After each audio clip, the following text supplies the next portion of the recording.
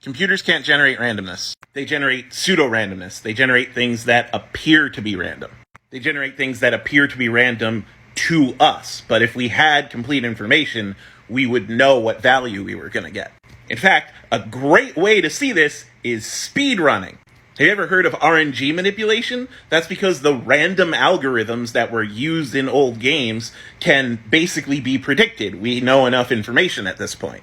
I suggest watching Earthbound Any% speedruns. They're completely manipulated from start to finish. In fact, computers are really just emulating randomness. The way they create randomness is they take a seed number and then they run that seed number through a bunch of different algorithms, a bunch of different mathematical processes. And then they take that result and then they run that result through a bunch of different mathematical processes. And they do that a bunch of times until basically there's no feasible way that a human could reasonably predict it. But again, it's not actually random. We're just doing a lot of fancy math until we, the meat thought tumors, get lost. And it also helps if the seed value that you take is something that isn't easily predictable.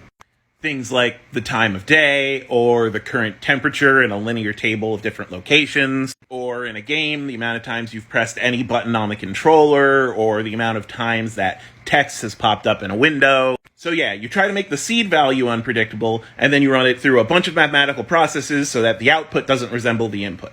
But in the end, this is just pseudo-random. It's emulating randomness. It's not actual randomness. If we knew all the processes, which we do, and we knew the seed value, which we do, we can predict the output, which we can.